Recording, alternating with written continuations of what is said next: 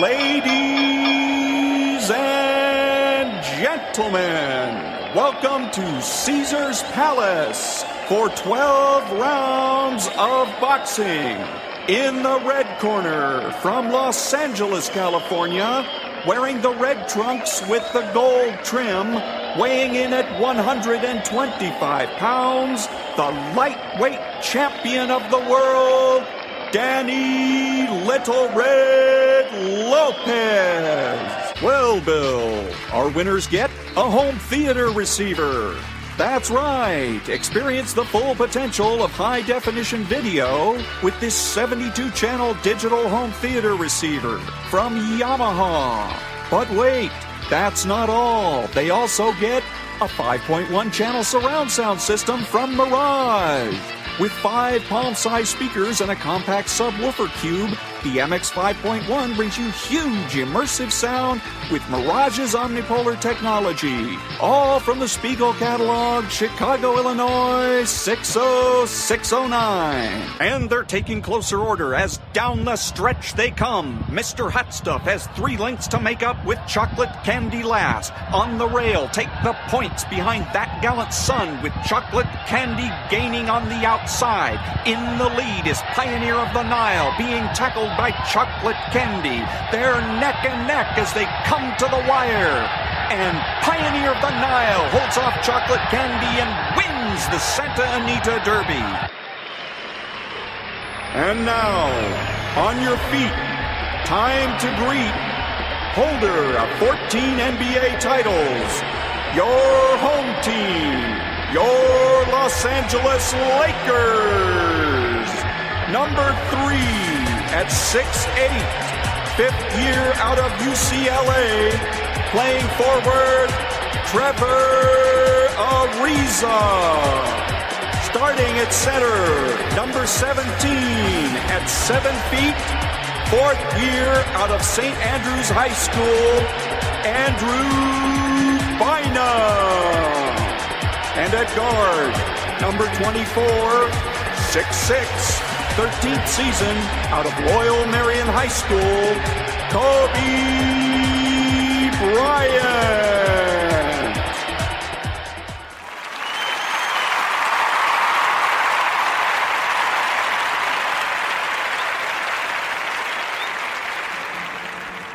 I love hypocrites. I love weird rules. Like, one of my favorite things about the West Coast is on the 5 freeway, you have that commuter lane. You know, you gotta have 2 people in it, called the HOV lane, the high occupancy vehicle lane, whatever the it's called, right? Yeah, I just love the respect that it gets. For the most part, 99% of people will not go in that lane unless they have 2 people. We just sit in the other 6 lanes, dead stop, hating life. Why did I move out here?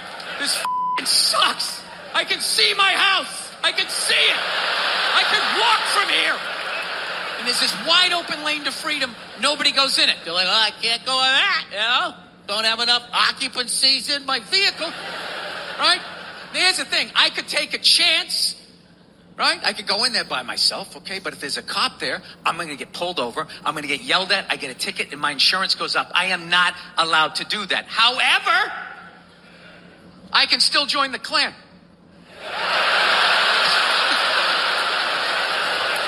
I can join the Ku Klux Klan and not get in trouble. Right? I don't get yelled at. I don't get a ticket. No insurance goes up. I could drive down the highway in my Klan outfit as long as I had the mud flap up. Right? It could say Grand Dragon on the front of the sheet. I could have a white power bumper sticker. I could have a Hitler bobblehead right on the dashboard, just sitting there going like that. I would not get pulled over unless I went into the HOV lane, right? Good morning. It's Thursday, Hockey Thursday, March the 13th, and this is The True Conservative. Welcome to all the butchers, bakers, and candlestick makers out there. I'm Ron, your host, and the only true conservative in the United States today. So today, after the Serenity Prayer and the patriotic song of the day, we'll have the headlines, the patriotic shorts, motivation, Bishop Barron, Ayn Rand, and the Boys of Winter. All that and more when I get back.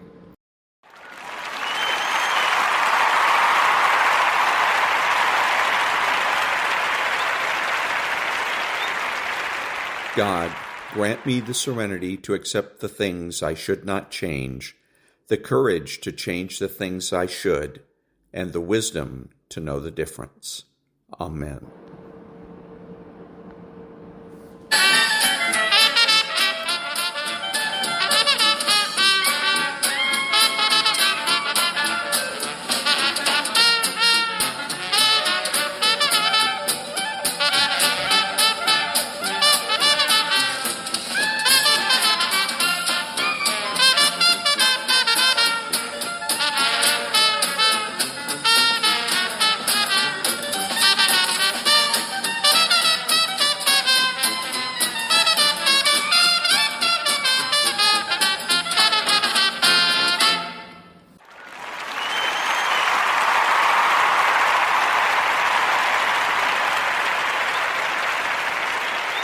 Thank you. And now the headlines for Thursday, March the 13th. Possible tornado reported in Pico Rivera. NOAA braces for mass layoffs. Storm drops heavy rain across SoCal. Here's what to expect Thursday. Maps show burn scar areas under excavation orders, warnings amid storm. Highland residents prepare for incoming storm amid fears of flooding. OC fire crews prepare for possible swiftwater rescues. Rain-soaking atmospheric rivers are getting more frequent, study shows. Evac orders, warnings issued in LA burn scar areas ahead of storms. Spring is coming, list of key holidays and dates. SoCal on alert as rain could trigger mudslides in burn scar areas.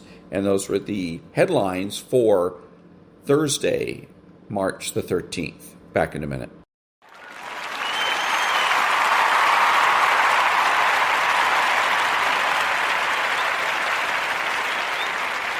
Thank you. And now, the political corner. Don't tell me that the left hasn't changed. I was right about the change that's happened in the left. Watching people protest for a terrorist organization like Hamas, that straightened me up pretty quick. It's astounding to me that they can't tell the good guys from the bad guys. I mean, just orally. I mean, there is no equal rights as far as speech, dress, opportunities for education, reproductive rights, freedom from sexual violence, freedom from sexual harassment. You throw around the term apartheid.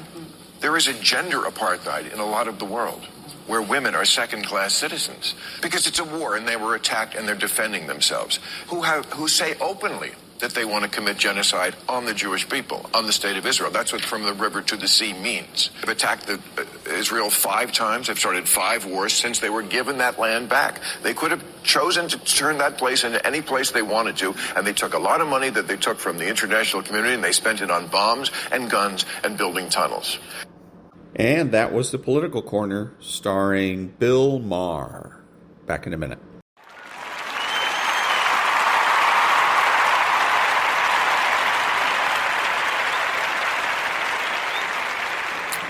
Thank you very much. And now the patriotic short. Go. Let's go first. Let's go.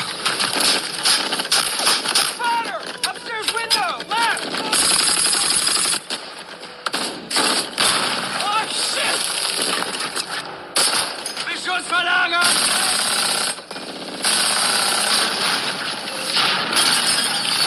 Ich ergebe mich!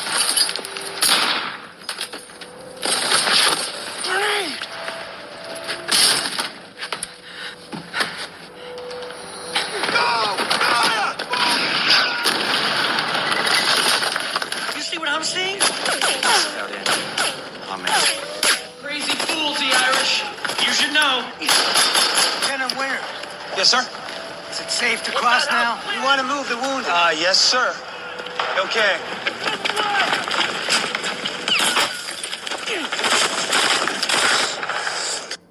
And that was the patriotic short. Back in a minute.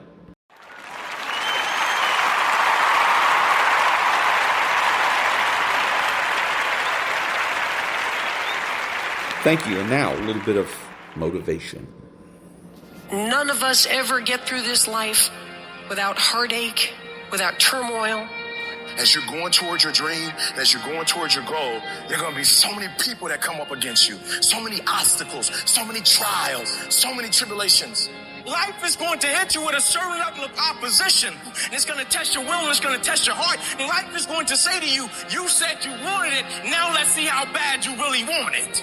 The reason why you stop and start, and you stop and you start, and you stop and you start, is because the goal is not meaningful enough.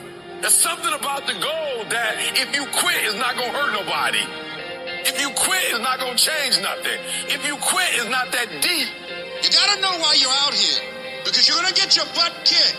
But you gotta know why you're there, because your reasons, when life drops you to your knees, your reasons will help you get back up. Why you here, Les? Because I want to make mama proud of me. Why you here, Les? You still want this dream? We kicking your butt. I know, but I promise I'm gonna get this house for her. I promise my kids I'm gonna do for them. I'm gonna give them a better life. I want to leave them a legacy. I'm not gonna give up. Go back, fool, go back. No, I'm not going back. And you got to do like that. You'll cry, you'll feel lonely, and I encourage you to pray. Pray. You got to pray. You hear me? You got to pray. There's some things in life that all you got to do is outlast. You just got to learn the secret of how can I survive these next couple rounds. No matter what you might be going through, don't quit. No matter what you're going through, don't quit. The secret is in not giving up. No matter how impossible your situation may seem, stay on course. I guarantee you cannot pass it if you quit. I guarantee you're going to fail, but you don't know what's going to happen if you keep going. You will win if you don't quit. You got to have stamina. You got to have staying power. You got to know your vitamin. Logical, practical thinking says you can't do it today. But if you want to produce unreasonable results in your life, you've got to be an unreasonable person. You've got to be an uncommon person. And then once we hit that wall, we don't quit. We don't give up. We push a switch called will, and we start using our willpower. Yes, we're tired. Yes, we're hungry. Yes, the mind is saying give up. Yes, it's saying quit. But we cannot quit because we realize we have not reached the goal yet. This is not what I dreamed about. This is not what I said I was going to do. This is what I talked about. This is not what it looks like. I got to squeeze. If you're going to be successful in this game, you got to have a dog within you. You got to know it's a dog fight, and you got to go get that fight. Life ain't going to be easy. Ain't nobody going to hand you nothing. You're not ready to get 120 in every single area. If you're ready to quit, you're ready to give up, you're ready to give in. You're ready to tell me what's not working, who doing this, what's wrong. If you're not ready to get up every day and start all over again like nothing happened yesterday, why me, God? Why not her? We both adults. Because I can count on you. This is what you do. You are built for this. You just think you don't go through nothing, you go straight to the top? Patiently endure. Your problem is you don't know how to patiently endure. You want the reward that comes with being patient, but you ain't patient. Delay don't mean deny. Delay just means you're going to have to wait a minute. When the unsuccessful are in delay, they get nervous, they get worried, they give up, they quit, they stop, they surrender because they don't see what they think they should see. But when the successful are in delay, we work while we wait. We grind in between time. We don't give up. We don't surrender. We don't quit. We see differently. Our perspective is different. And because our perspective is different, our outcomes are different. Our rewards are different. You must have patience and engage in consistent action. You got to keep moving. Don't stop. Don't stop running toward your dream. I outlasted the pain. I kept telling myself, one day you'll be a homeowner. I told myself that this might be your current circumstances, but this will not be how the story ends. All you have to do is to survive today. Survive today. There's some things in life you don't need no degree for them. You don't need no money for them. You don't need no support for it. There's some things in life you just gonna get through when you tell yourself, I'm gonna get through this. You just gotta outlast some stuff. And I just made up in my mind, look, I might not have been stronger. I might not have been smarter. I might not have been brighter. But I made up in my mind, I'm gonna get through this. I don't see failure. I think it's my first, second, third attempt. Struggle is a part of it. After pain is the reward. So get through it, because the pain separates the weak from the strong. When life knocks your butt down, I need you to get back up, and I need you to go heavy on it. When you feel pain, I need you to get back up, and I need you to go heavy on it. When you feel uncertainty, I need you to get back back up and I need you to go heavy on it.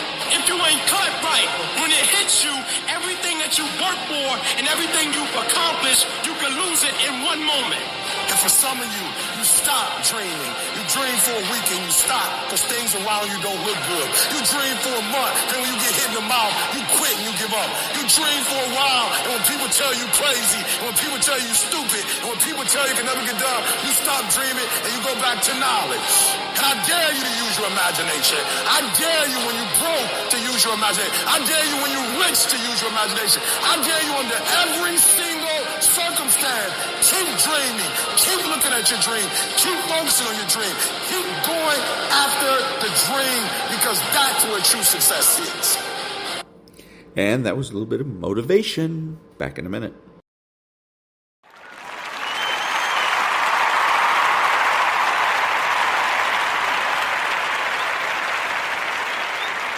And now a little bit of meditation.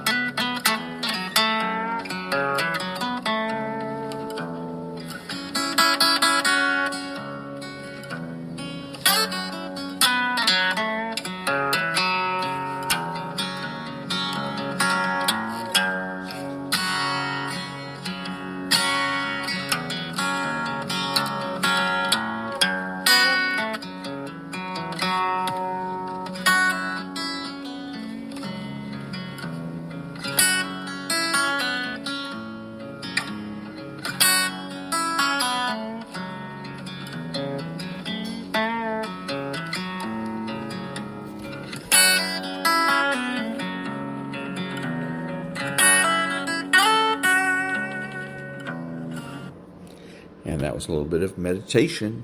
Back in a minute.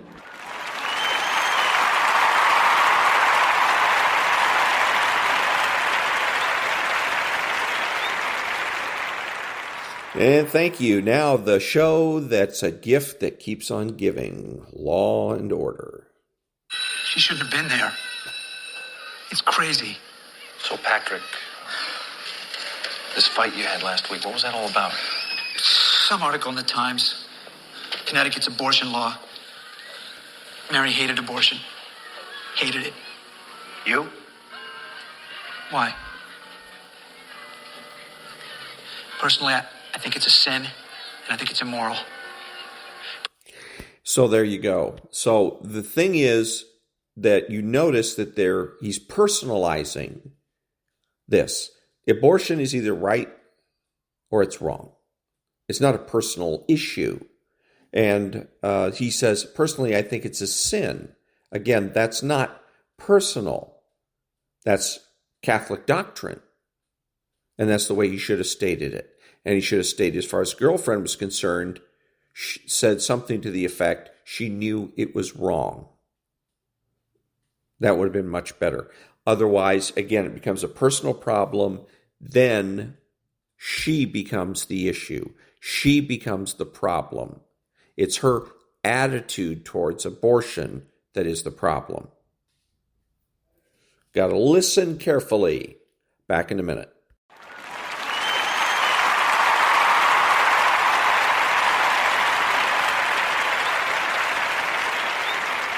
Thank you. And now an article from the American Thinker, the U.S. aid case, Judge Amir Ali's $2 billion defiance escalates. And this is the last few paragraphs. The Trump administration is up against a coordinated lawfare campaign. Since Inauguration Day, 119 cases and counting have been filed to sabotage its policies. The goal isn't necessarily to win on the merits, it's to run out the clock until at least the midterms or until the end of Trump's second term.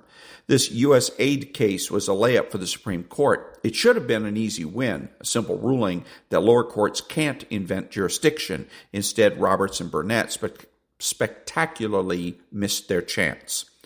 The case will return to the Supreme Court. It has to. And when it does, the justices cannot afford to miss again. Judicial overreach is no longer theoretical. It's happening in real time. And the Supreme Court just sent a message. Lower courts can get away with it. This cannot stand.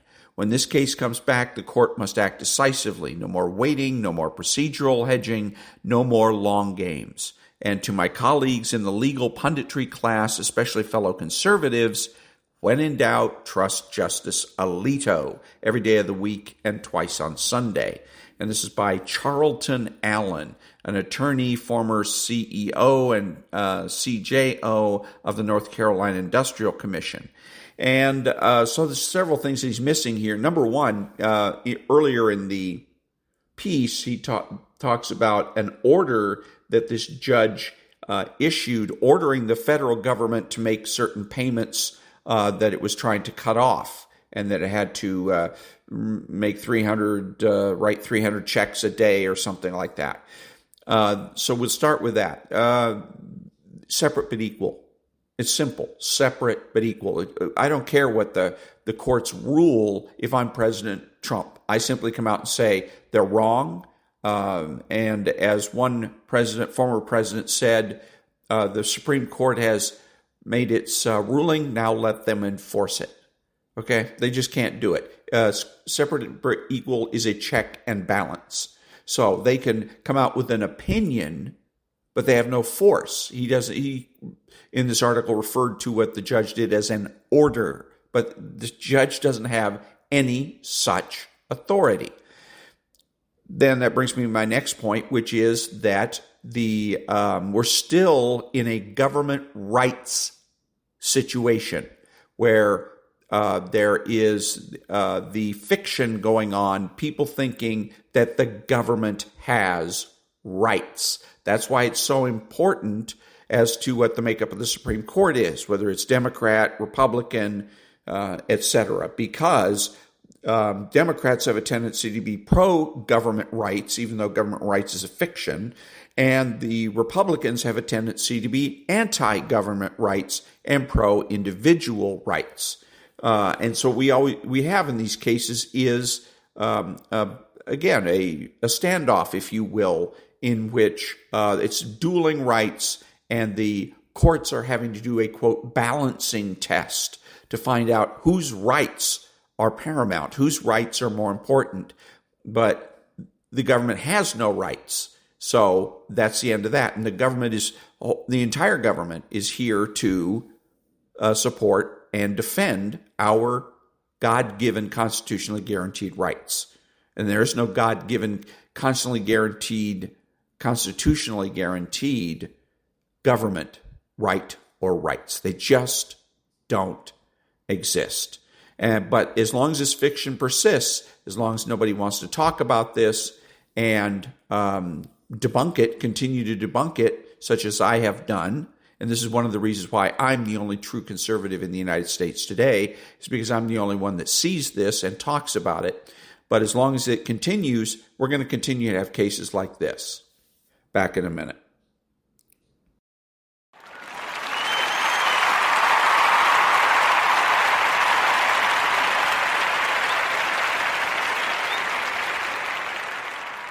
Thank you, Maria and Stu. Welcome back. 30 minutes before the opening bell sounds on Wall Street. Let's check markets. Off of the lows of the morning, down 66 on the Dow right now. Mark Tepper, final thoughts. As I mentioned earlier, worst case scenario for tariffs is a 3% tax for taxpayers. Right now, a family making $150,000 a year pays an effective tax rate of 15%.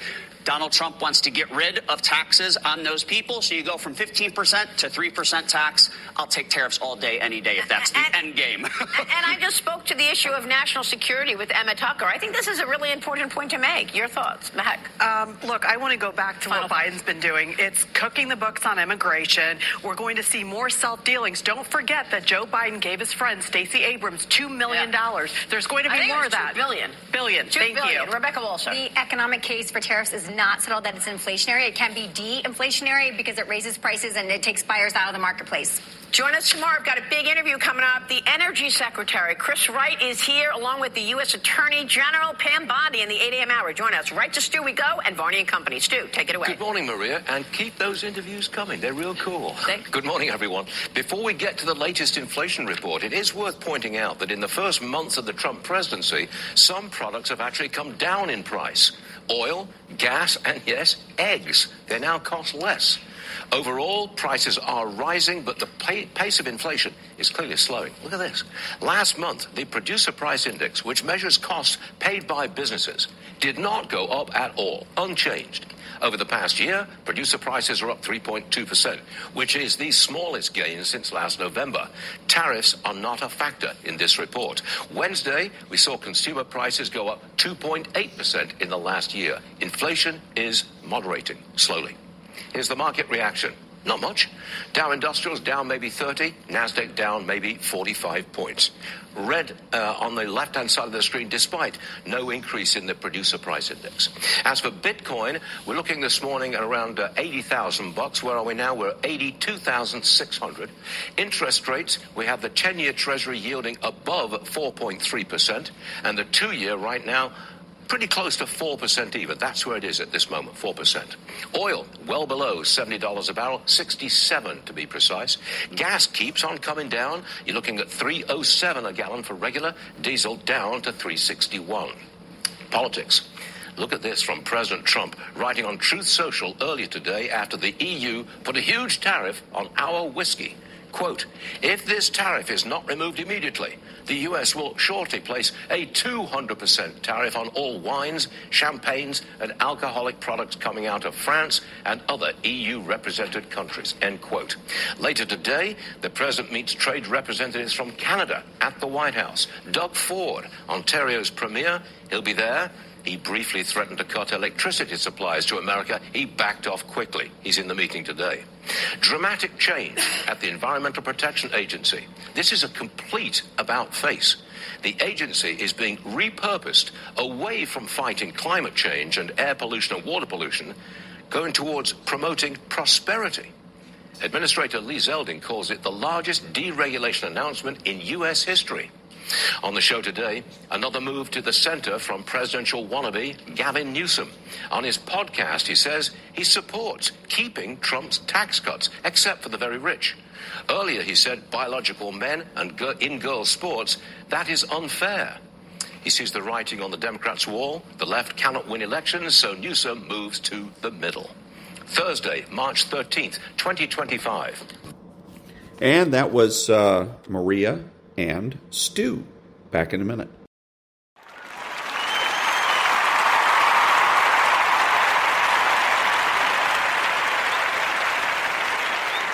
Thank you. And now the Byung-Chul Han Corner. In a memoir involontaire, two separate moments in time combine into one fragrant crystal of time. The tortuous contingency of time is thereby overcome, and this produces happiness.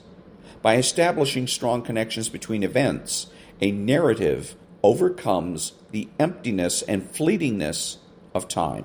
Narrative time does not pass. This is why the loss of our narrative capacities intensifies the experience of contingency. This loss means we are subject to transience and contingency. The memory of the grandmother's face is also experienced as her true image. We recognize the truth only in hindsight. Truth has its place in remembrance as narration. And that was Byung-Chul Han from The Crisis of Narration. Back in a minute.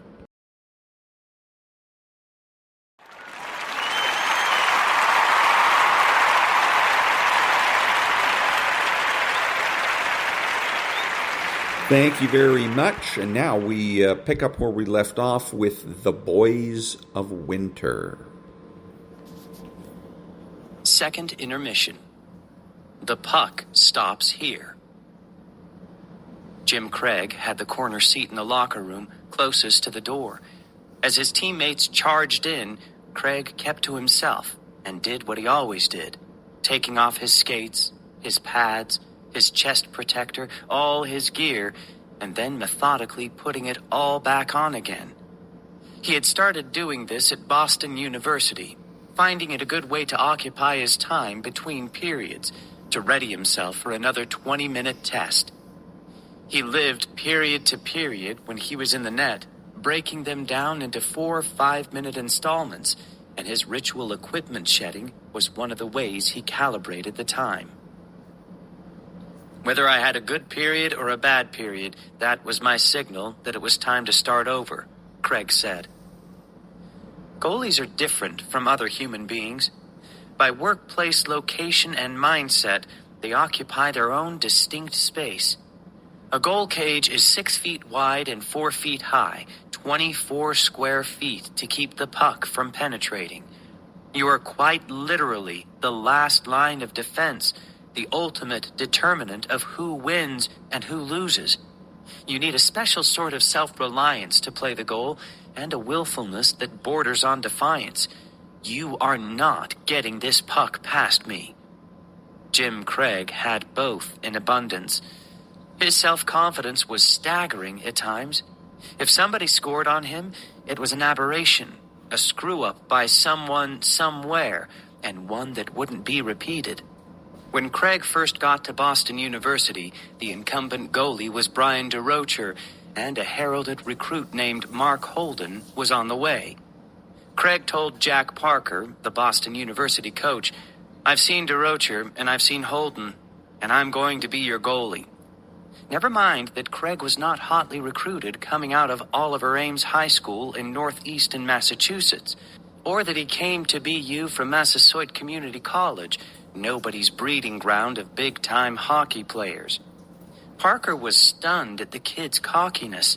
It made the coach think of Paul Newman's line in The Hustler, "When you're good and you know you're good, it's the greatest feeling in the world." Jim Craig was good. He was very good, and he picked a wonderful time to be even better than that. In the first period alone, he faced 18 shots and stopped 16 of them, kicking, gloving, sprawling, an acrobat in a white mask. He faced 12 more shots in the second period and turned away 11 of them. He had first caught Brooks's eye the previous spring in the World Championships, stifling Czechoslovakia in a 2-2 tie. Craig could skate, had a good knack for cutting down angles, and at 6 feet 1 inch and 190 pounds, did not give opponents much net to shoot at. "Jimmy had the fastest glove I've ever seen," said Randy Millen, a high school teammate who went on to play at Harvard. He'd just steal goals from guys with that glove. The only time the United States had won a hockey gold medal in the Olympics in 1960, it had gotten a superb effort from the man in goal, Jack McCartan. The 2 times the Americans had won silver, Willard Acola, 1956, and Lefty Curran, 1972, had likewise delivered big plays in the net. Brooks and Strelo both believed that Craig was the man best equipped to face the crucible of Olympic pressure, no matter that backup goalie Steve Janicek had been the most valuable player of Brooks's 1979 championship team at the U. Craig started playing goalie at age 11 and borrowed skates with cardboard toes. The invitation came on Holmes's Pond in northeastern Massachusetts, 45 minutes south of Boston, not far from the snug roadside colonial where he grew up with his parents, Don and Margaret Craig, and 7 brothers and sisters.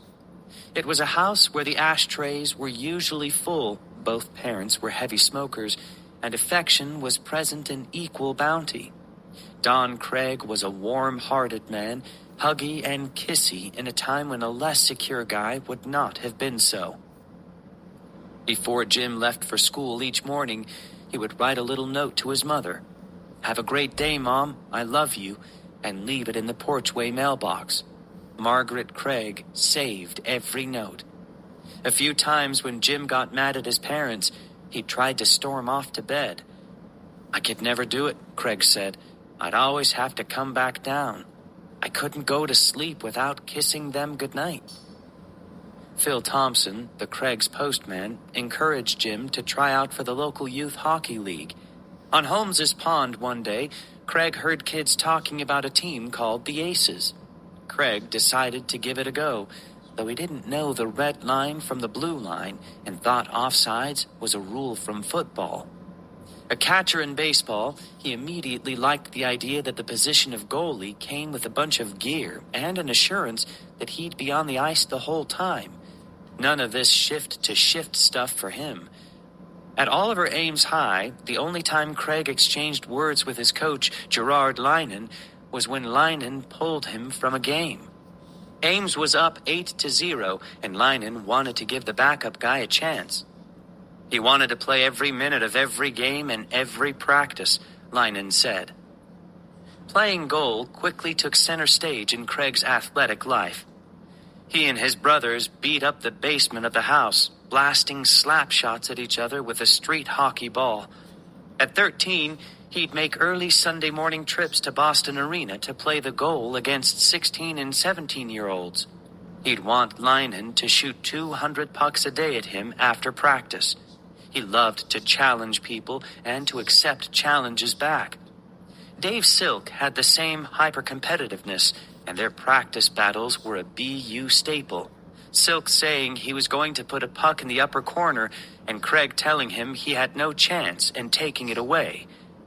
There was nothing Jimmy wouldn't take on, said Billy LeBlond, a defenseman and BU teammate. He was as hard as stone in goal.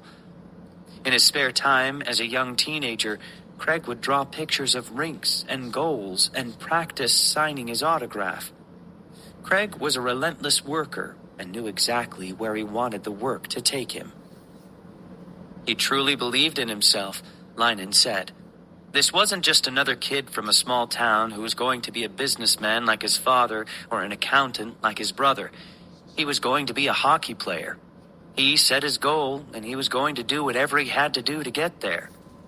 Craig grew 8 inches in his last year in high school, and once he got acclimated to his body, his goaltending career took off.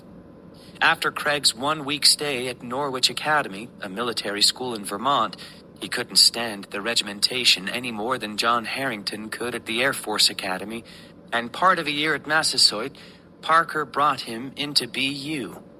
Craig went 25-1-1 in his sophomore year, then went undefeated 16-0-0 as a junior in 1977-1978, helping BU capture the NCAA championship, doing it with his usual swagger. Craig played Boston College a total of 15 times in his BU career and won 14 of the games. Midway through his senior year, before the annual Beanpot Tournament, the midwinter intra-city competition among BU, BC, Harvard, and Northeastern, Joe Concannon, the late Boston Globe sports writer, asked Craig how he wanted to remember his last Beanpot. "I want to play BC in the finals, be up by a goal, look at the scoreboard, and shake their hands as losers one more time," Craig said. Concannon wasn't taking notes or taping when Craig was talking, and Craig wasn't sure if the interview was on the record or off. But he said what he said and didn't back off it when his comment showed up in the Globe.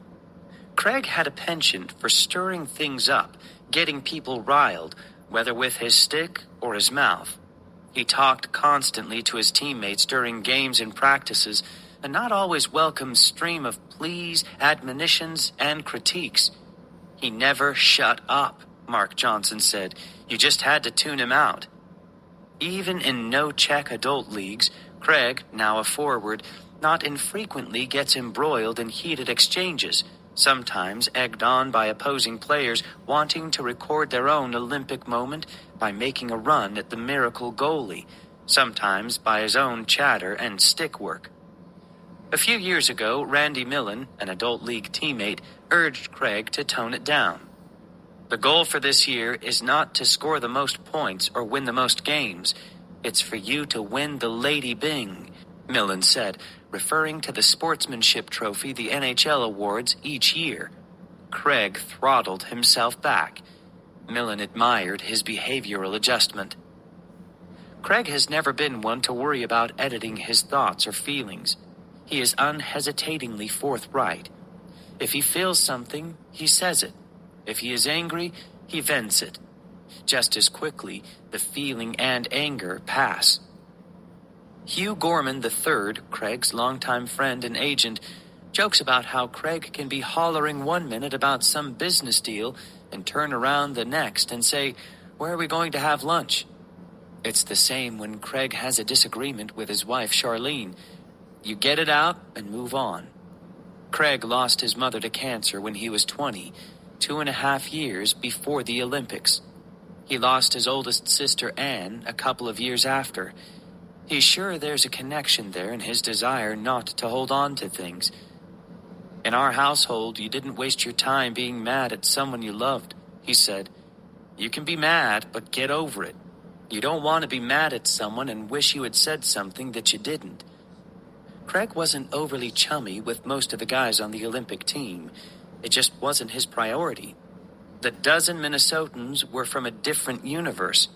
Even his 3 BU teammates on the Olympic squad, Eruzione, Silk, and Jack O'Callahan, were different, raised in more urban environments in and around Boston. Northeastern had much more of a small-town feel. Craig didn't mind going off on his own. He was one of 8 children, and like a lot of children from large families, he learned self-sufficiency early, learned how to carve out his own space and his own routine. He was a loner, Warren Strelo said. When his BU teammates headed off to throw back some Molsons at the dugout, the team's office headquarters on Commonwealth Avenue, Craig wasn't often among them. 19 guys on the team use one agent to represent their marketing and promotional interests. Jim Craig has his own. Brooks had the players take a 300-plus question psychological profile in the summer before the Olympics. One of the few who didn't take the test was Craig, who didn't see the point. Brooks could have taken his refusal as insubordination or as a sign that Craig had some latent vulnerability he didn't want exposed. Instead, he took it as evidence of Craig's take on the world mentality, which the coach had liked so much in the 1979 World Championships.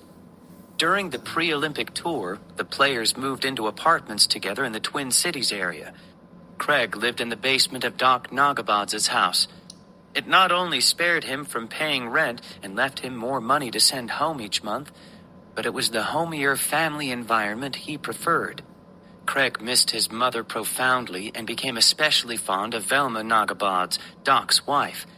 He was much more inclined to spend time at the kitchen table with the Nagabadzes than to go out with the guys. He was like our own boy, Nagabad said. We became very, very close. Craig doesn't forget the people who have been there for him.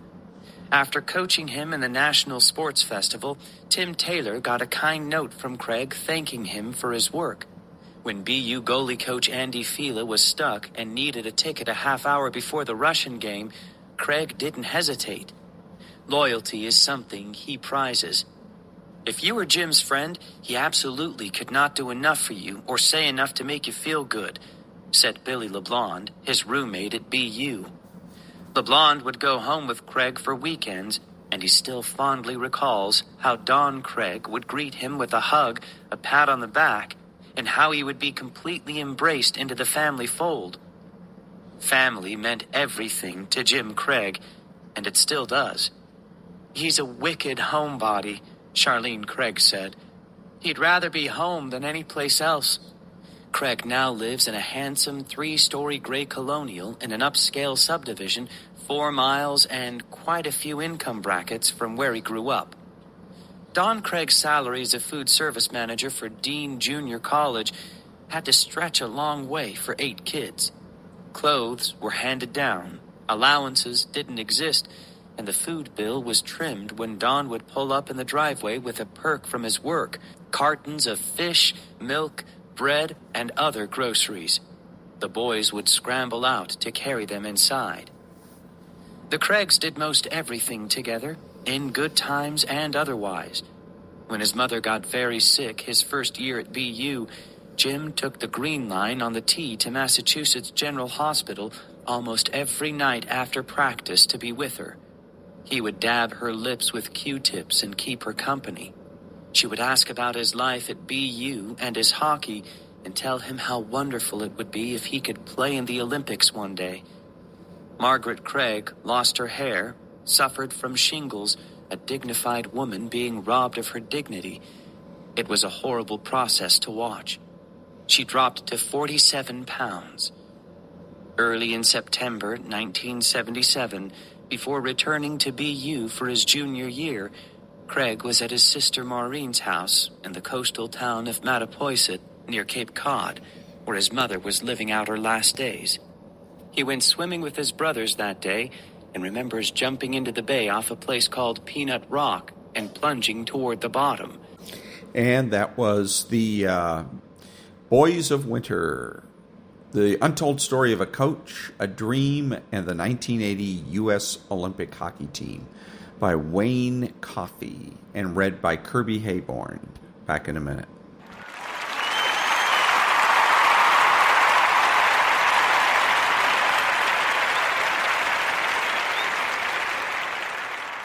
Thank you. This is Ron, your host, the only true conservative in the United States today, bidding adios to all the butchers, bakers, and candlestick makers out there and reminding you that you are not neutral and that the government has no rights.